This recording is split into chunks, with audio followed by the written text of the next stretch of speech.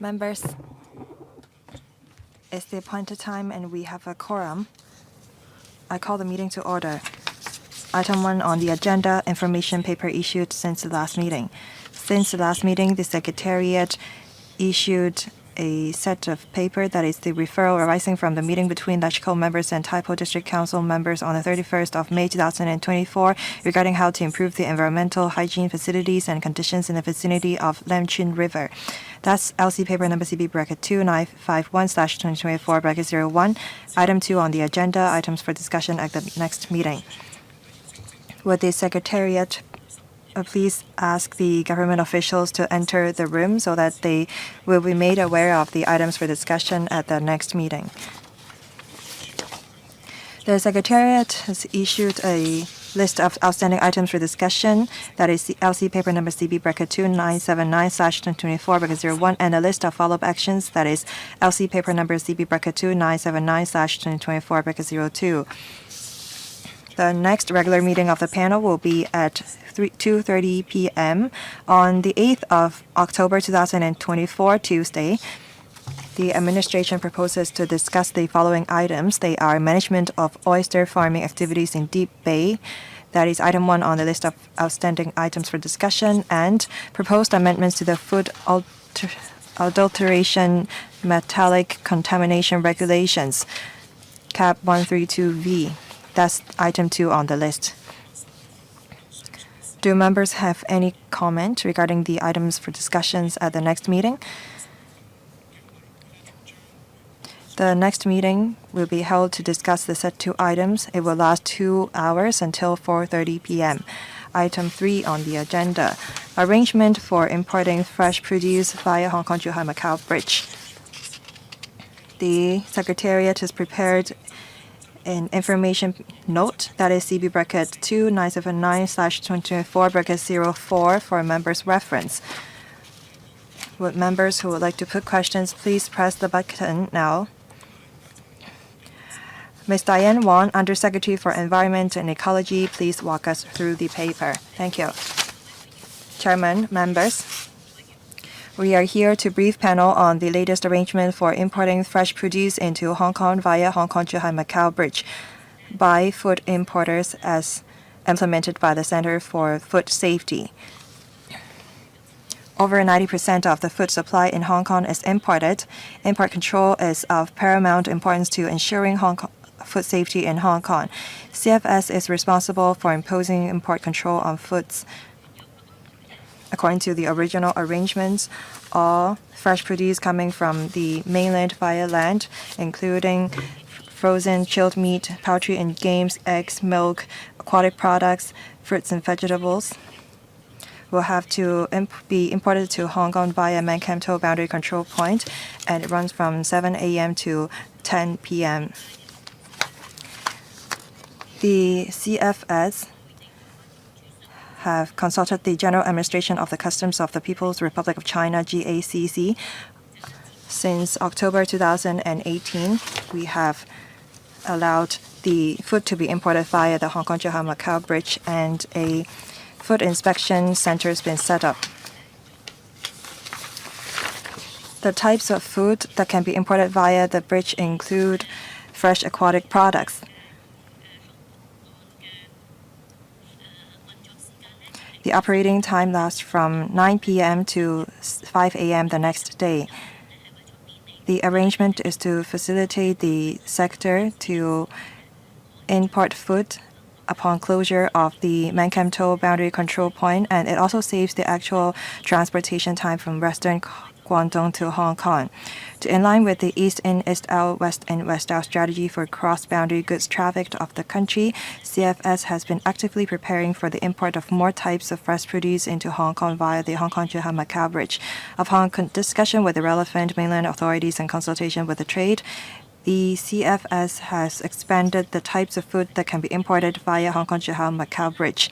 Since June 2022, we have expanded the scope of food that can be imported via the bridge to frozen and chilled poultry, meat and games, eggs, milk, vegetables, and fruits. So the types of food that can be imported via the bridge is basically the same as that imported via the Mankamto boundary control point. With the support of the trade, since the 1st of July, we have extended the operating hours of food import via the bridge from 8 hours to 16 hours, that is, from 1 p.m. to 5 a.m. the next day. The actual usage of the bridge depends on a number of factors, including the place of origin of the food, as well as the adjustment of the logistics and transport sector. The CFS will continue to work with the sector and maintain close liaison to facilitate their operation. In the following, my colleague will walk members through the arrangement of food import via Hong Kong-Zhuhai-Macao Bridge. Dr. Lee, please. Over 90% of food supply in Hong Kong is imported. Import control is of paramount importance to ensuring food safety in Hong Kong. CFS is responsible for imposing import control on foods. Owing to the high-risk nature of foods like frozen chilled meat, poultry and game, eggs, milk, and aquatic products, which are easily perishable and more likely subject to pathogens, specific import documents are required for the import of such foods into Hong Kong. Vegetables, fresh aquatic products, frozen, chilled meat, and poultry imported into Hong Kong from the mainland must be originated from the registered farms or registered food processing plants approved by the GACC for supplying food to Hong Kong. The import control work by CFS boundary control point mainly includes examination details of import documents. The CFS has set up food inspection stations to examine the food. The Hong Kong-Zhuhai-Macao Bridge was commissioned in October 2018 to facilitate the integration and economic development of Hong Kong, Zhuhai, and Macau. The bridge has a strategic importance. After consulting the GACC with their consent, since December 2019, fresh aquatic products can be imported into Hong Kong via the Hong Kong-Zhuhai-Macao Bridge. And since June 2022, frozen and chilled poultry can also be imported into Hong Kong via the bridge. In line with the East-in, East-out, West-out strategy for cross-boundary goods traffic out of the country, CFS has been actively preparing for the import of more types of fresh produce into Hong Kong via the bridge. And since 1st of July 2023, the types of fresh produce that can be imported into Hong Kong via the bridge will be expanded to frozen chilled meat and game, eggs, milk, vegetables, and fruits. The number of fresh produce that can be imported to Hong Kong via Hong Kong-Zhuhai-Macao Bridge are basically the same as that of Kementemco boundary control point. The overall operation of food imports been smooth. Overall, about 10% of food vehicles are currently traveling to Hong Kong via the bridge. As for food vehicles carrying aquatic products from the mainland to Hong Kong, over 60% of such vehicles travel via the Hong Kong-Zhuhai-Macao Bridge. CFS has been maintaining communication with the trade and continuously reviewing the operation of the food inspection point of the bridge and needs of the trade. It noted the trade's wish to extend the operating hours for the import of fresh produce. That is why in early 2024, the CFS, upon consultation with the mainland authorities, with their consent, has organized a number of trade engagement meetings to consult the trade's views. With the general support of the trade, CFS has further extended the operating hours for the import of fresh produce via the bridge starting from 1st of July 2024. Under the new arrangement, the daily operating hours for the import of fresh produce into Hong Kong via the bridge are extended from 8 hours to 16 hours. That is, vehicles carrying fresh produce from mainland by land can enter Hong Kong via the bridge from 1 p.m. to 5 a.m. the next day for inspection by CFS staff. To enable the trade to adjust their procurement strategies, conduct source matching, and adjust their logistics and transport arrangement, CFS informed the operating importers who are transporting fresh produce by land and the registered fresh produce traders about the new arrangements in late May, respectively. In addition, CFS issued a press release and organized a briefing session for the trade to announce the relevant operational arrangement to the stakeholders in mid-June. To facilitate the import of fresh produce into Hong Kong via the bridge, CFS has set up a food inspection point with facilities such as working room, forklift trucks, and cold storage facilities for inspection of imported fresh produce. Also, CFS has set up a food control office with large-scale cold storage facilities and sample preparation rooms for storing and detaining food and preparing food samples to support the daily operation of the food inspection point. To extend the operating hours for import of fresh produce, CFS copes with the various operational needs under the new arrangement through internal redeployment of resources and recruitment of additional manpower as appropriate. So much for our presentation. Thank you. There are 3 members who have pressed the button to speak. They are Chen Chenying, Stephen Ho, and Siu Ka-fai. We have ample time for discussion, so each member will have 5 minutes to speak. Please set aside time for the administration to give a reply. Mr. Chen Chenying, thank you. Thank you, Chairman. I note that the operating time for importing fresh produce via the Hong Kong-Zhuhai-Macao Bridge is the same as a Mankamto boundary control point, and the operating hours is extended to 16 hours. However, only 10% of food vehicles are using the Hong Kong-Zhuhai-Macao Bridge. Is that in line with the West in, West out strategy?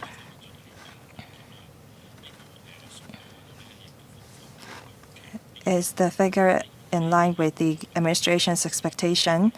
Well, Hong Kong-Zhuhai-Macao Bridge is a fee charging bridge. For food vehicles, it charges $110, and I think that the Mankamto boundary control point is free of charge. For vehicles coming into Hong Kong from the west, have you asked them if the fee actually disincentivize them from using the bridge? In May and June, you have organized a series of promotional events. However, we don't have a lot of food vehicles carrying eggs, milks, meat, and game using the bridge. So will you target this group of importers so that they will make more use of the bridge? Lastly, you said that you will add more manpower to cope with the extended operating hours. You will be redeploying manpower internally. I wonder how much more resources you need to dedicate to meet the extended operating hours. I'll ask Dr. Lee to take the question first. Thank you, Mr. Chen. You asked if the utilization rate of the bridge is in line with our expectation. Well, we have extended the operating hours for a few days. We need more time for us to review the usage rate of the bridge. As explained by the Undersecretary, the usage of the bridge depends on the commercial conditions or considerations or the volume of food. We have more fresh aquatic products using the bridge that accounts for over 60% of such vehicles. Because we have more fish culture zones in the western part of Guangdong, that is why more food vehicles carrying out aquatic products will be using the bridge. In terms of promotion, in March, with the consent of the GACC, well, we have extended the operating hours. And after that, we have conducted a number of trade consultation sessions, and we asked them if they will be making use of the bridge more often, and they said that they would. And in May, we have also conducted a number of trade engagement sessions. Vegetables, milk importers attended these briefing sessions, and they noted our arrangement. At that time, they were positive about our arrangement. We will continue to brief them of our arrangement in due course. Now, in terms of manpower allocation, we will be adding an extra shift. Originally, we have a shift from 9 to 5, and then we have another shift now from 1 to 9. So we need an extra shift of manpower. We have hired some inspectors, and we have also redeployed manpower internally. Ms. Wong, the member is right. It is 150 renminbi for vehicles, and then 60 for other vehicles. So you have to spend money on fuel, on manpower, and there is congestion as well.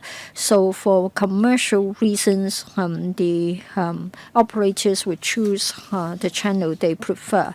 As Dr. Lee has said, we did consult the sector. So I believe that the arrangements are in line with the expectations of the sector. All right, next, Mr. Stephen Ho. Thank you, Chair. As to the use of the bridge to import the fresh produce, well, in fact, we've been asking for it many years ago, back in 2019.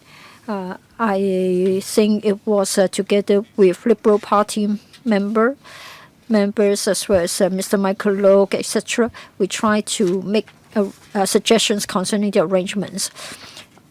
8 hours for operation. We did try to give advice to you. Now you didn't prepare for that, so you have to squeeze on manpower. At that time, with the tight cooperation between the sector as well as the SAR government, we have introduced this new arrangement. And in the beginning, it was mainly for the importation of fresh fish. In the beginning, you didn't have any equipment. You just put in a food inspection point. At the time, we were dealing with the details. We tried to see if they had to stay there for a long time. Therefore, at Zhuhai, they already put a chop to say that it is fine, and they did sample the food. Now, it took them half an hour to go through the bridge, and then they will check if things were all right. If there were any irregularities, they would be recalled. I don't know whether this is still true.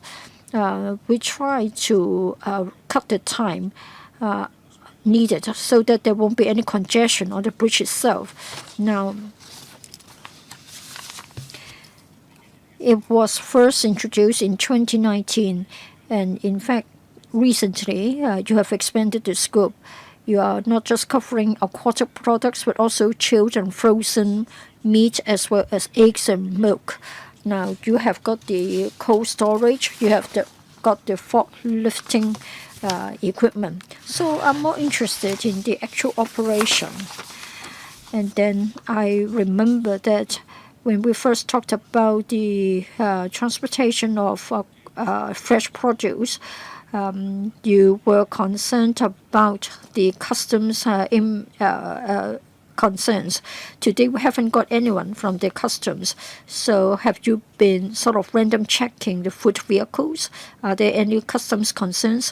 When compared with the case in 2019, things have changed. Today, we talked about West in, West out, and East in, East out. Recently, sectors are saying that whether we can be more flexible, West in, East out, and the other way round, since we're integrating the entire GBA. It is said that the current arrangements are good, but there are operators who would like to plan for the future. Depending on the location of the registered farms, they may want to have a greater degree of flexibility in relation to the BCPs to be used. Ms. Wong, regarding the flow of the work as well as the cooperation with the GACC, I'll defer to Dr. Lee. When compared with the case in 2019, we have moved a lot. Now, at our side of the port control, in relation to the food inspection point, we have the food inspection office, we have got working rooms, and as the member has suggested, we have got the forklift trucks and the cold storage facilities. We do deploy manpower there so as to carry out food safety control. As mentioned in the paper, the highways department has got space for us so that the CFS can set up the food control office where we have got large-scale cold storage facilities and sample preparation rooms for storing or detaining food and preparing food samples to support our daily operation for the food inspection point. Maybe I can ask Dr. Lee to talk about the workflow. Dr. Lee, please. Yes, regarding the inspection and the actual workflow. For the regulated food items, we adopt the risk-based approach. In accordance with the laws in Hong Kong, all the raw food as well as regulated food, the food should be covered by a health certificate by the place of origin. We must also have an import permit issued by the FHD, and we sample check them in accordance with the risk. We'll also have a physical examination of the conditions of the food. It is on a sampling basis. We'll try to see whether the food has been perished. As to whether such inspection would hold up the vehicles, well, after we have taken the samples, the vehicles will be released. In other words, it is smooth and it is brief, and I don't think we are going to add to the journey time much. As to the question of east in, east out, and west in, west out, well, it is mainly a question of the preference of the trade. I think they have to look at the fuel costs as well as the manpower costs. Well, it is hoped that maybe at the Mankamto BCP, the facilities therein should be relocated to Heng Yun Wai. I think that will be part of the replanning of that area. I believe that the Policy Bureau and the relevant departments in due course will give an account to members, say, for example, initial ideas about the land use of the areas there. I would like to queue up to ask another round of questions. Yes, please. Next, Mr. Peter Shiu. Chair, I welcome the government's proposal. In Malaysia, instead of 8 hours, there would be 16 hours for the operation for the importation of food. Well, during the pandemic, I assisted the sector to import freshwater fish into Hong Kong. Well, at that time, we were told that they couldn't take the Hong Kong-Zhuhai-Macao Bridge and they have to use Mankamto BCP. Well, that was what I was given to understand. It is because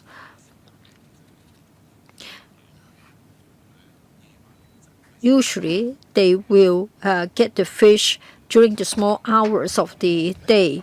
If they have to do so during daytime and use another BCP, it will be most inconvenient and the time taken would be too long, and then it will be having a negative impact on the survival of the fresh aquatic produce. I'm grateful to Mr. Wong and Ms. Wong. They haven't asked me to help them anymore. This is all because you have resolved their problems.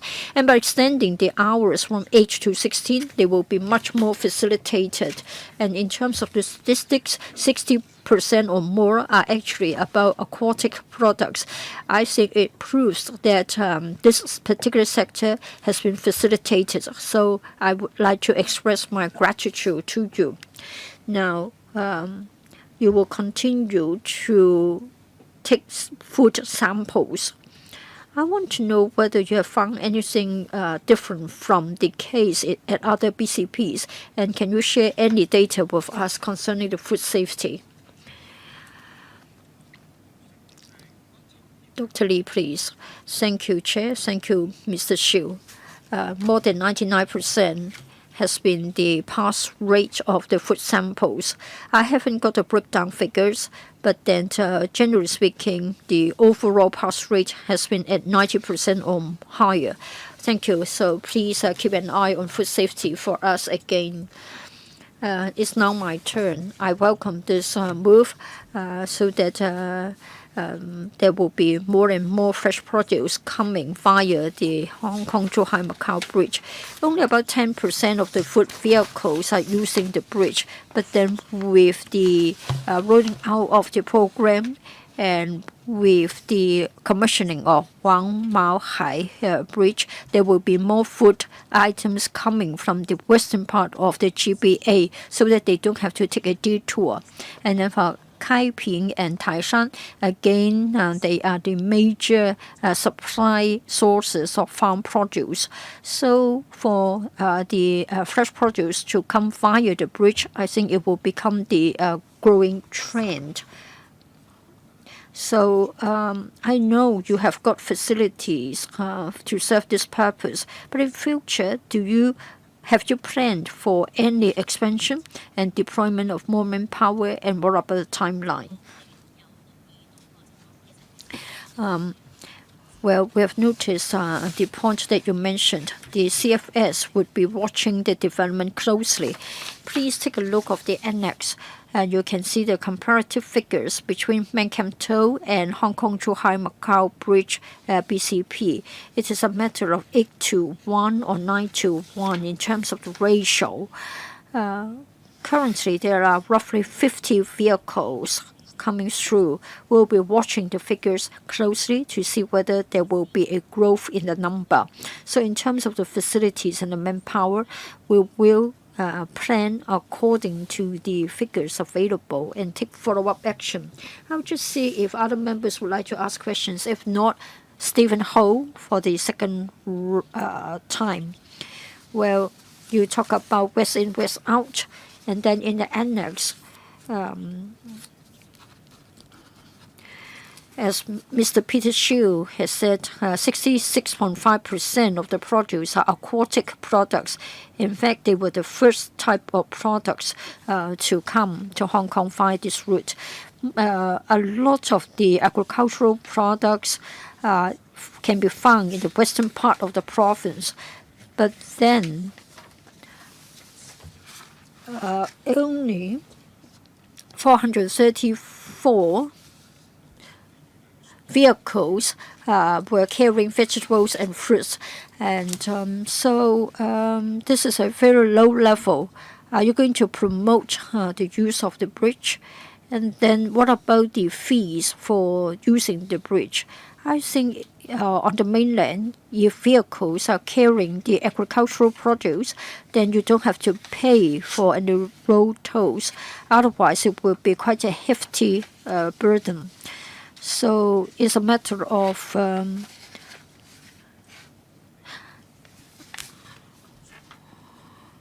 so please talk to the mainland provinces, please talk to the Zhuhai authority, and please consider whether the bridge toll can be waived in line with the purchase on the mainland for vehicles carrying the fresh produce. Now, Mr. Chen would like to ask this question about environmental protection. We want to know whether the foam rubber boxes would return to the mainland together with the vehicles, and will they encounter any difficulties? Just like during the pandemic, such boxes were not able to be returned to the mainland and they were stuck in Hong Kong. I think we want to know whether things have returned to the normal practice. Ms. Wong. We will make a record of the concerns and questions asked. In July 2023, more categories were added. So if they want to use it, they can. As to the extension of the operating hours, it has only been introduced a few days ago. Now for the CFS, we have been liaising closely with our mainland authorities.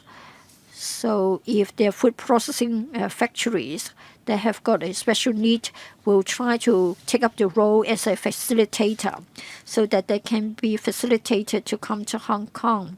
That's the first point. Second point is that towards the end of May, in relation to the implementation of the new practice, we have already notified the 100 or so we have notified the traders as well as the sector in relation to the upcoming initiative. As to whether we can do more in this regard, we'll be making use of the same channels to alert the trade if we can introduce more measures. What about the phone boxes? There is an arrangement within the sector that after the phone boxes have entered into Hong Kong, they will return the phone boxes to the mainland for reuse. We don't hear that the sectors have difficulties in this area. I know that you have consulted 100 traders.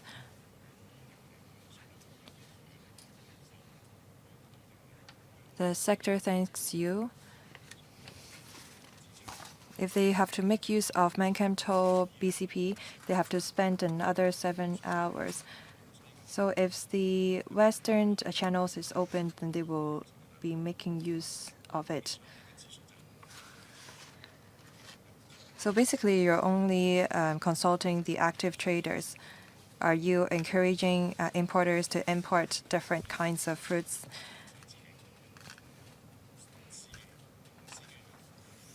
It's very expensive for the trade to hire vehicle drivers. They have to pay them, say, 70 to 80,000 per month. We cannot completely rely on the sector.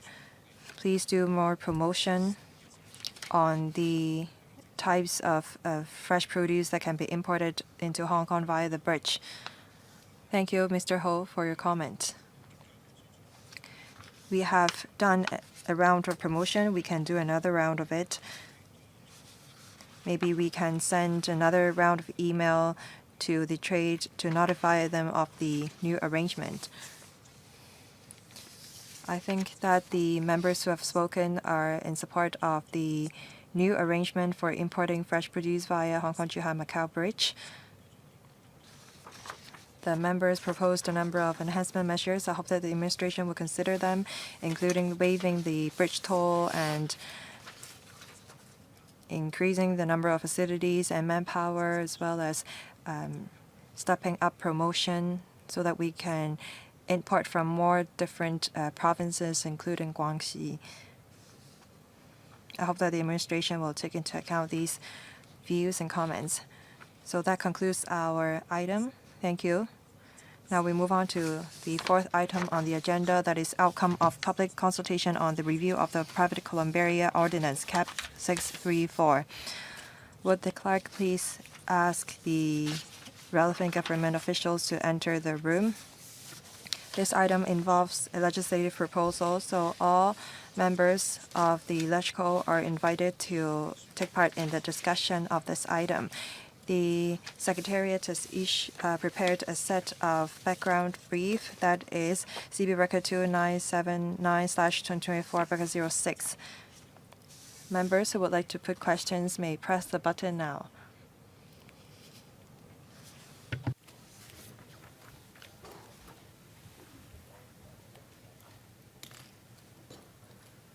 Oh,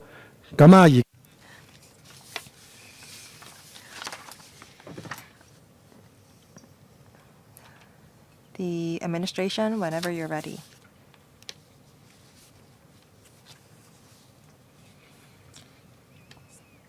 Would Ms. Diane Wong, Undersecretary for Environment and Ecology, walk us through the paper? Thank you.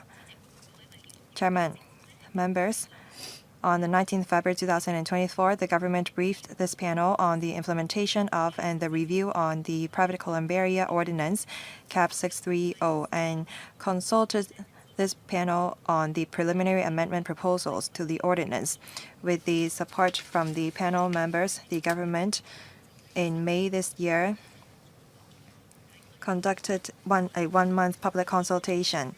During the consultation period, the government met with a number of stakeholders, including private columbaria operators, Masons representatives, LegCo members, interested parties, as well as relevant stakeholders. We briefed them on the content of the amendment proposals and learned about their comments and views.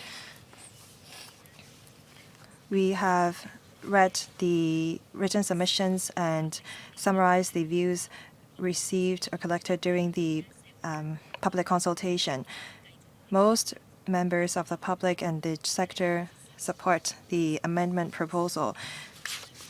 Overall, the community broadly agreed that the government should continue to regulate the pre-cut-off columbaria through a pragmatic and sympathetic approach, offer the option of applying for exemption to eligible pre-cut-off columbaria so as to avert the need for large-scale ash disposal, so that persons who have purchased interment rights will not be affected. Also, they think that we should amend the provisions relating to enforcement, appeal, and masons operation to enhance the regulatory regime on private columbaria.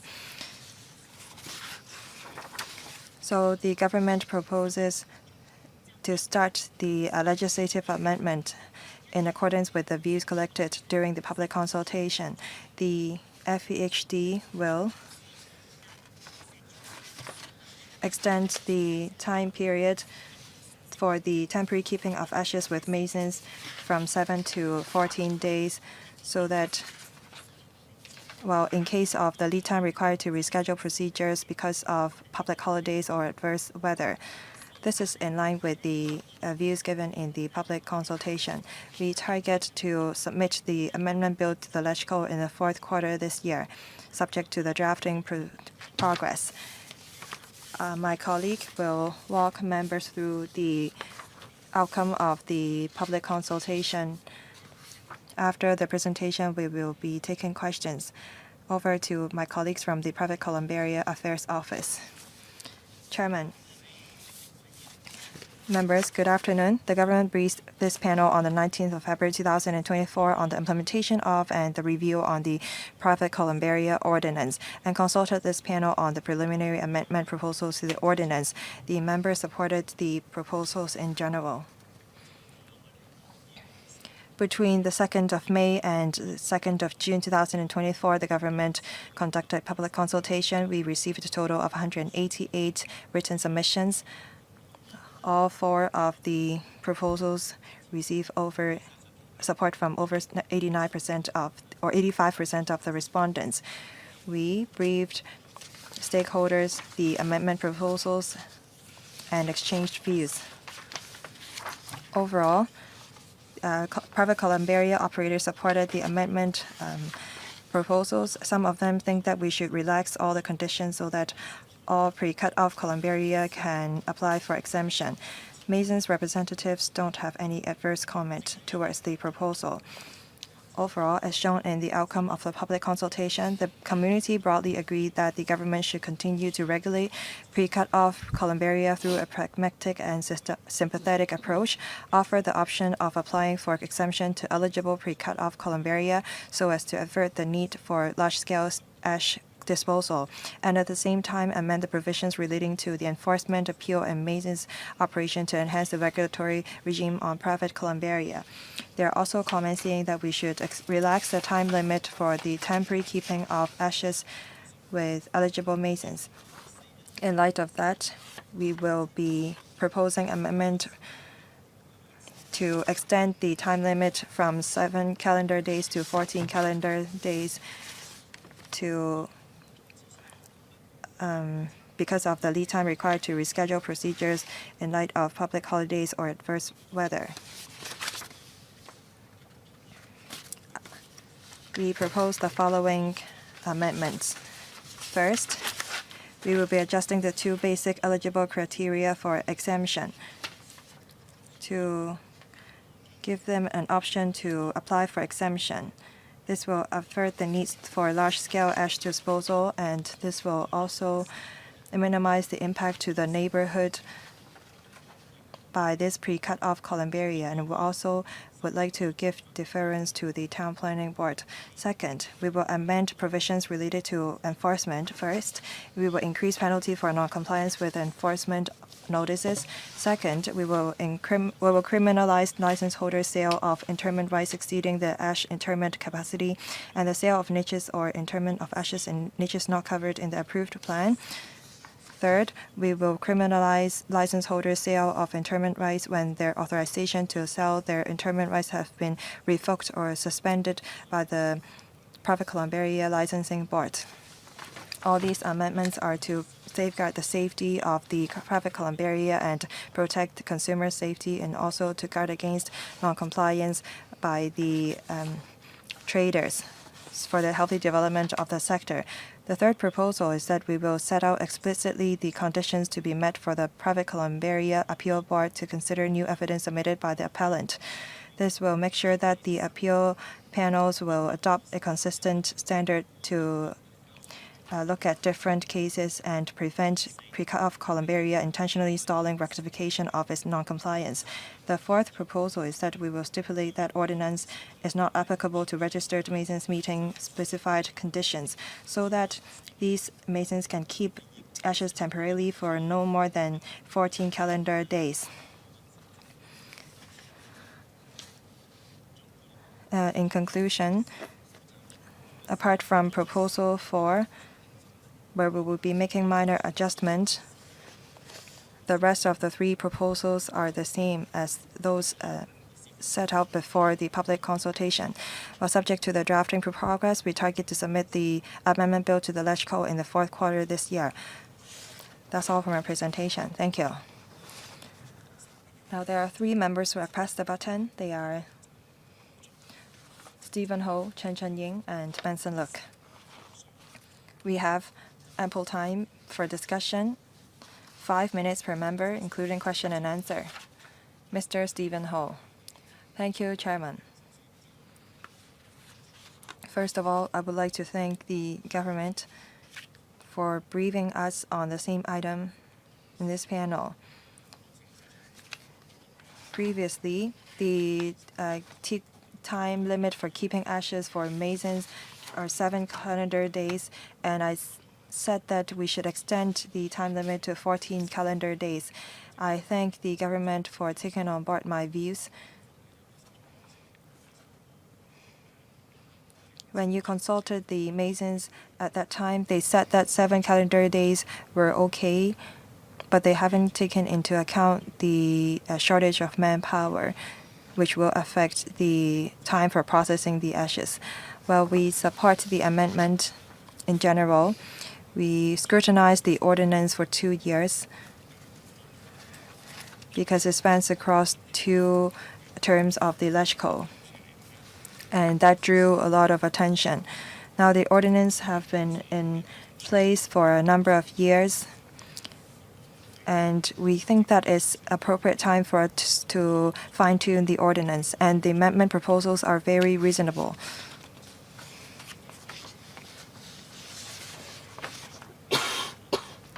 For the pre-cut-off columbaria who have not obtained approval for exemptions, sometimes they deliberately do not submit applications for exemptions. So I support the third proposal so that they will not stall rectification. Now I would like to ask about paragraph 12 of the paper. Some 13 pre-cut-off columbaria can meet the conditions for the applications of exemptions. I'm not really sure if the exemptions are difficult to obtain. However, if they don't obtain the exemptions, they will not be able to sell niches, however, while they can operate. I'm not sure about the agreement signed between the columbaria and the customers. I'm not sure if the customers have to pay management fee. If the columbaria operators don't receive any revenue after selling the niches, then they will only incur expenditure. If these columbaria cannot operate because of lack of revenue, then the government may have to take up the work of disposing the ashes or niches. If some of the private columbarium will not be allowed to operate, how will the government deal with the problem?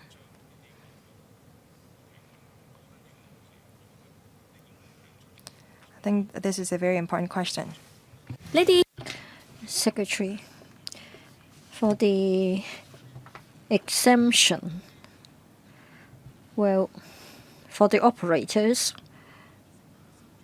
when they sell the niches to the consumers, they've already collected their revenue. As a responsible operator, they should discharge the duties towards their clients, the consumers. For those operators who have got an exemption, in future, in the light of the prevailing circumstances, I think they can still try hard to meet the requirements and try to get a license later on. So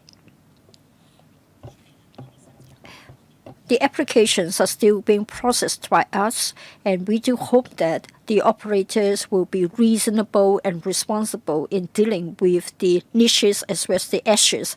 I would suggest that you send some people around to inspect their operation and the mode of operation. For those who charge a regular management fees, then it will be fine. But then for others, I'm afraid greedy people won't continue with that, and they may just suspend the service. So you better come up with a contingency plan.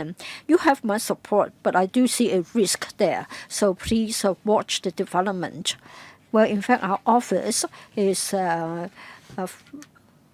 overseeing the operations of the private columbarium.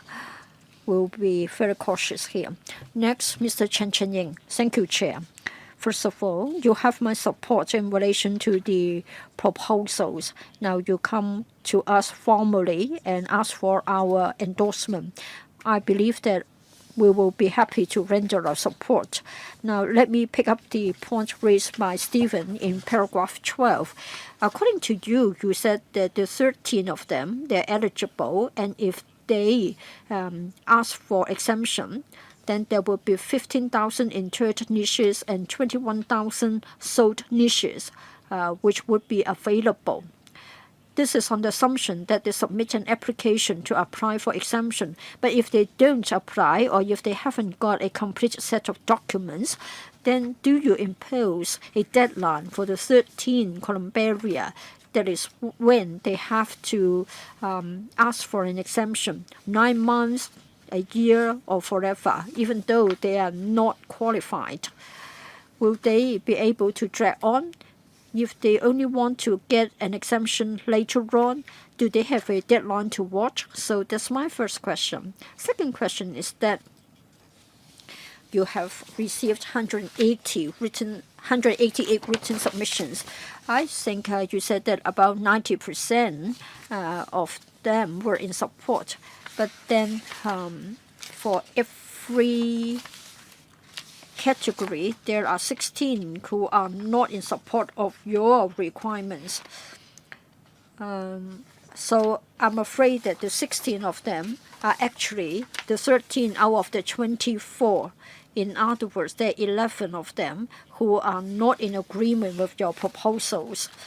And then there is this proposal to enhance the penalty for overplacement of the ashes. So have you found out why they would like to object to the two proposals? Secretary, two questions here. Well, in relation to the analysis of the feedback in the public consultation exercise, I will defer to the office to give you the details. Now, we are providing an option to you. I believe that when the Bills Committee discusses the proposals, just like back then when we scrutinized the bill, there would be a grace period for them to submit applications. After submitting the applications, the board will also look at the circumstances of the case, the merits of the case, and try to process the application. Well, we have had a few years' experience, and I believe that procedure-wise, we can act more swiftly. As to the actual timeline, well, the circumstances of each and every case would differ. So perhaps we can only wait until the case comes to us before the board can tell you how much time it takes. I can defer the other questions to my colleague. Well, 188 submissions were received during the public consultation exercise. 3% of them came from the operators. For such operators, we did look at their information. Well, some of them did support some of our proposals. Say, for example, they would support the introduction of an option, that is an option for exemption. But then as to the 3 specified conditions, they might have certain questions. Say, for example, there's no need to say that if you are situated, if you're located in a high-density residential area, the application should not be allowed. Or if the application has been rejected by the town planning board, then the exemption cannot be granted. Well, during the public consultation exercise, we did have an exchange session with the trade, and in relation to such concerns, we have pointed out to them in particular that it is necessary to impose this condition to strike a balance. First of all, for the pre-cut-off columbarium, we want to be pragmatic in our approach. On the other hand, we have to care for the impact on the neighborhood. So it is a matter of trying to balance the public interest and come up with this final sort of proposal. We have noticed their feedback. Some operators had queries about the specified conditions. And in fact, we tried to explain our justifications during the exchange session. The next to ask questions, Mr. Benson Luke. Thank you, Chair. Regarding the outcome of the consultation exercise, I've got 3 points to make. First of all, in paragraph 3 of the paper, please refer to the table. License approved, exemption approved, approval in principle obtained, etc. If you look at the number of private columbarium as well as the number of leases, on average 7,591 for these 3 categories. But then for those rejected, on average 172 niches only. So I want to know, for the columbarium whose application has been rejected, are they mostly small in scale? And has that got to do with the chance of being rejected or approved? And then paragraphs 9 and 10, you talked about the case as at the 30th of June 2024. 60 pre-cut-off columbarium, they have submitted applications. 27 have not met the requirements, out of which 24 of them did not apply for an exemption because they have either failed to meet the 2 basic eligibility criteria or they wish to continue to sell niches. So even if they don't get a license, they could still run on the exemption. I, of course, can understand that the administration has this concern. The administration doesn't want consumers who have bought the niches to be affected. And as our colleagues have mentioned, this is exactly what our concern is.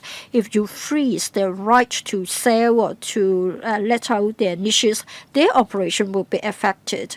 This is true for accommodation for human beings and not just for those who have deceased. If you disallow them to sell the niches, then their funds will run out.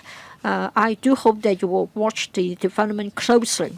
My question is, if such operators are to be in default, then I want to know what help you can extend to the consumers other than advising them to take up the case with the Consumer Council and lodge a complaint.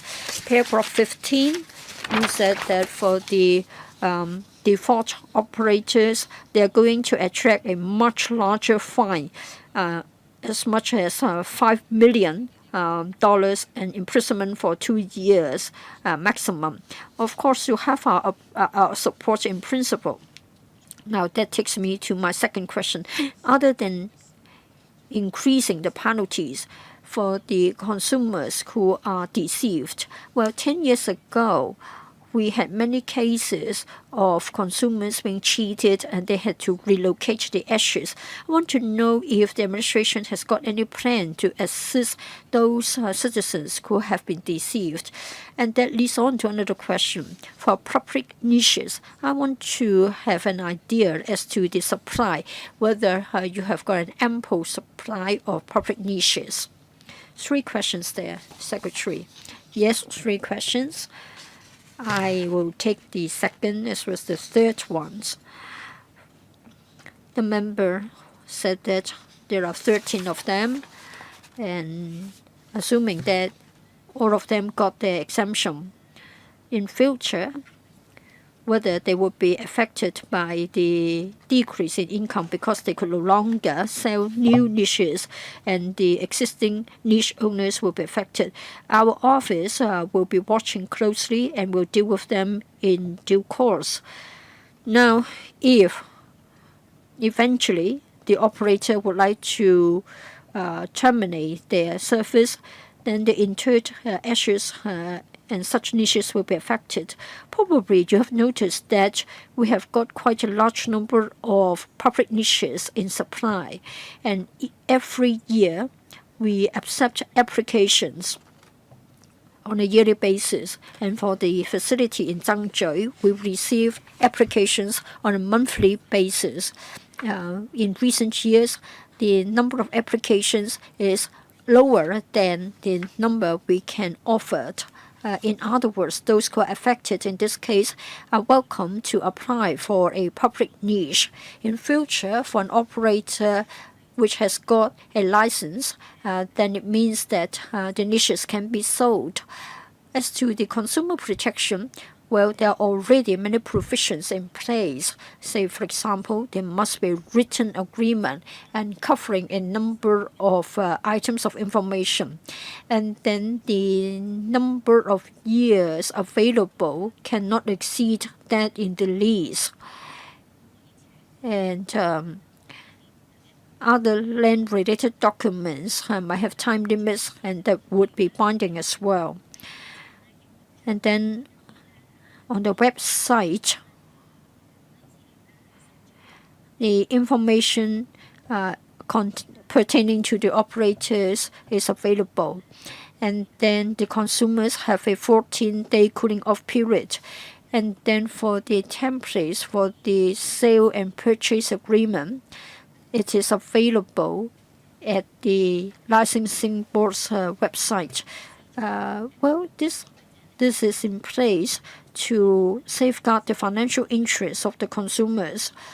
So the applicants must set aside the money in a trust fund to make sure that when the licensee during the validity period can sustain their operation, say for example has got sufficient money to carry out maintenance, etc. Maybe Mr. Chen can also supplement. Thank you, Ms. Wong. Regarding the 51 which have been rejected or which have withdrawn the applications, they have to dispose of the ashes. Indeed, they are smaller in scale, and most of them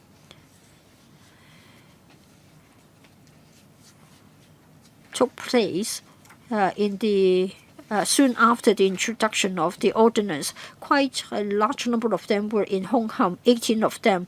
Most of them were not large in scale. Therefore, for the 51 which have already stopped operation, the total number of ashes to be disposed of, in fact, there were 8,000 sets. As to how they were to be dealt with, it's up to the relevant operator to contact the relevant people to return the ashes to them. And if it is not traceable, then in fact, the FHD has a facility to have temporary storage of the ashes waiting for the relevant person to come up to collect them. Mr. Tan Capio. Thank you, Chairman.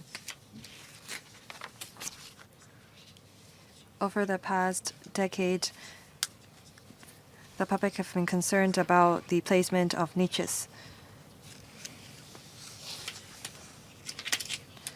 A lot of people ask whether we have our mission accomplished upon amendment of the ordinance.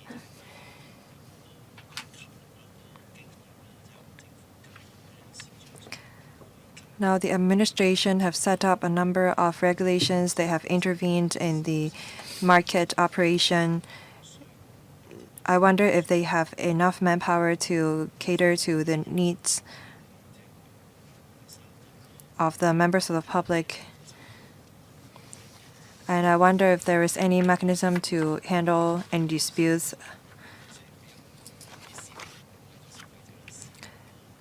Well, it's hard to call the persons who purchase niches as consumers. The operators may think that the amendment proposals are not in favor of their operation, and they may cease their business. And when that's happened, how do we deal with that?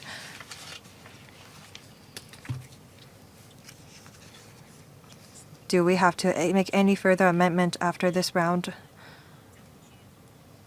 Undersecretary.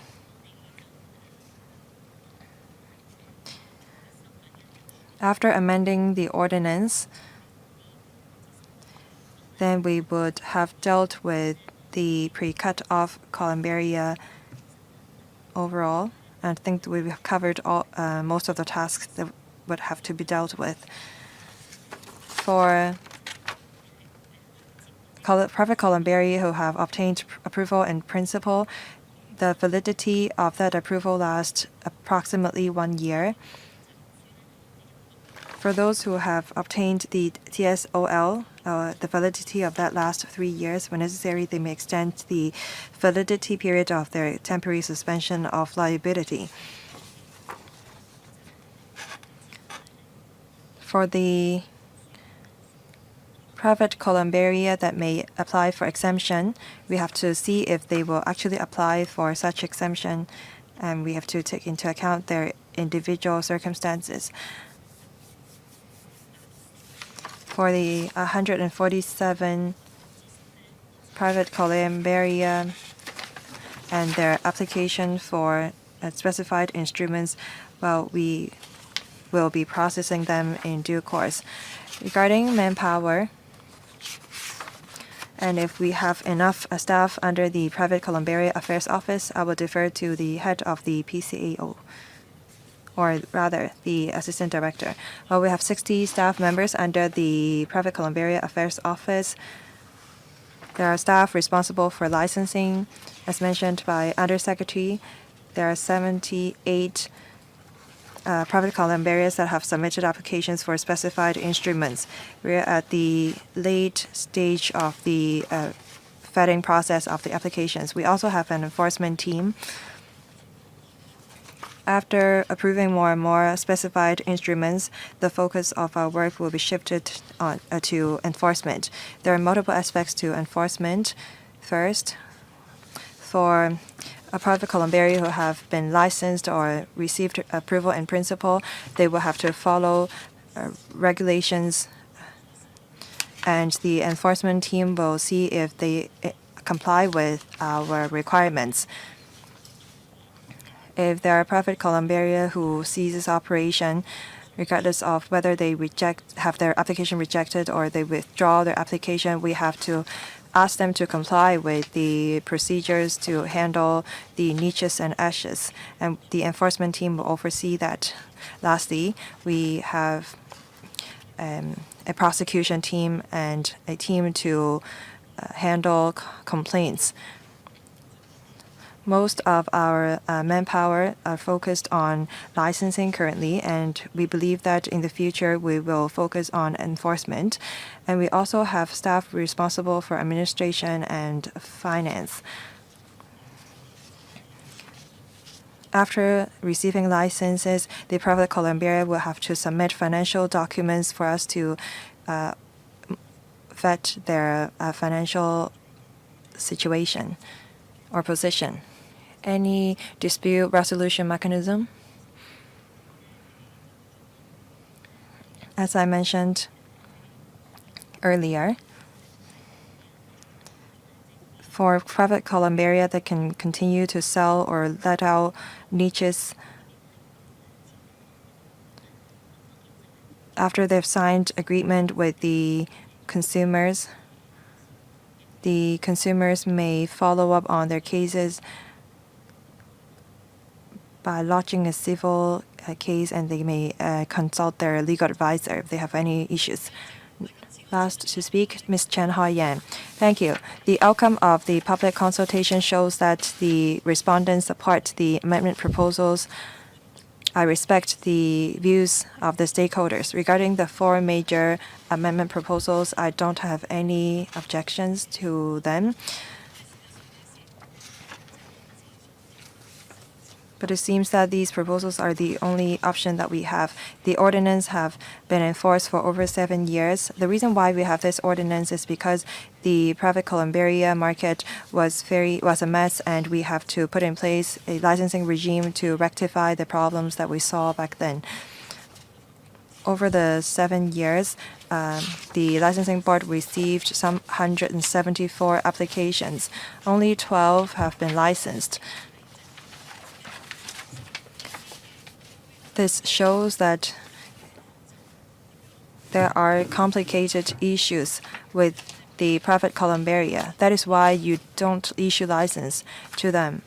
It may involve town planning, business behavior, and land use problems. After amendment of the ordinance, some private columbaria may still have to dispose of ashes, and I don't want to see that happen. We have public columbaria. Will we be setting aside niches in public columbaria to cater to the problems? Although private columbaria will have to be responsible to dispose of the ashes on their own, but perhaps we have to be prepared for the private columbaria that will not be licensed and that will have to dispose of their ashes. Do we have enough niches in the public columbaria to deal with that? Also, will we take advantage of this opportunity to systematically enforce against the private columbaria who deliberately does not lodge application to stall the rectification of their problems? And at the same time, we can educate consumers so that they choose legal private columbaria. My third question does not really have to do with the amendment proposals.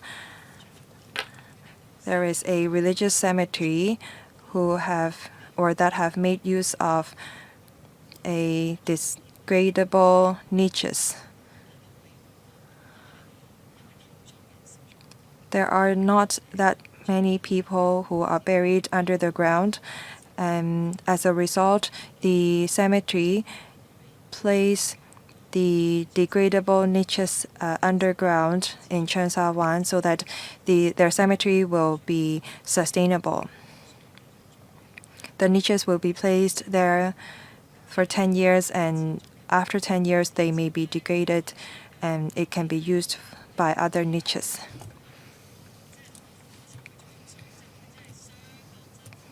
I did the lobbying work together with the Undersecretary on the promotion of the ordinance. Now this cemetery is making use of a sustainable mode of operation. I think apart from the garden that we have for disposing ashes, maybe we can use cemetery that is used for burying underground to dispose of the ashes that come out from the private columbaria. Undersecretary. the number of niches that we offer from the public columbarium will be enough to cater to the consumers affected by the private columbarium who will have their applications rejected. 14 of the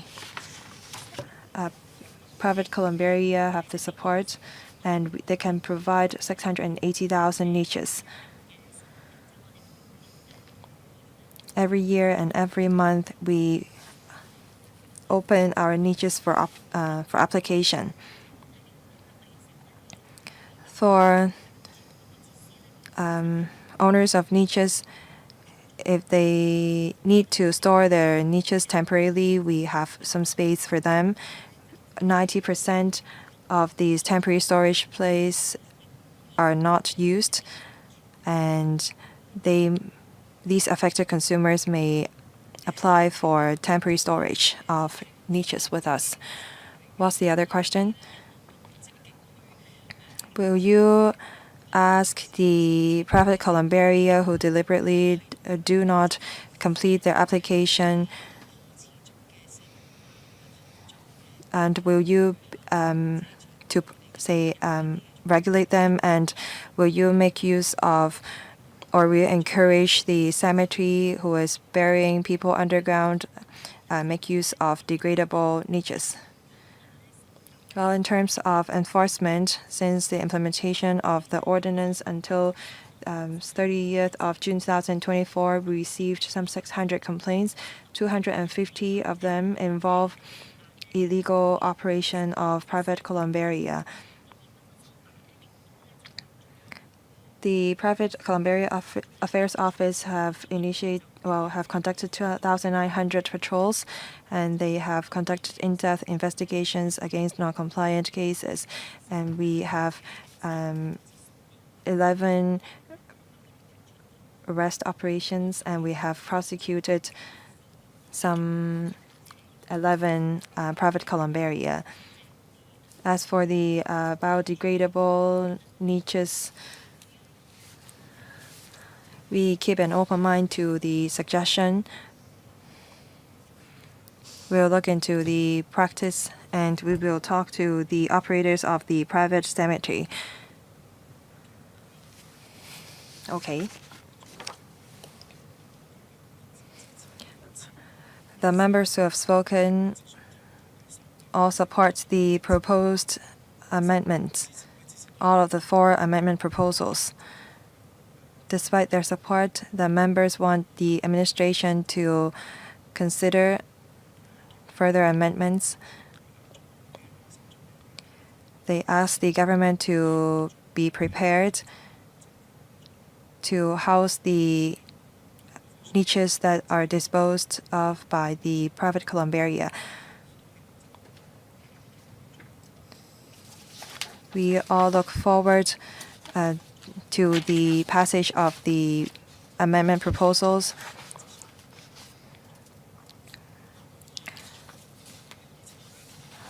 That concludes this item. Thank you. The last item, any other business? There's no AOB. The meeting is adjourned. Thank you.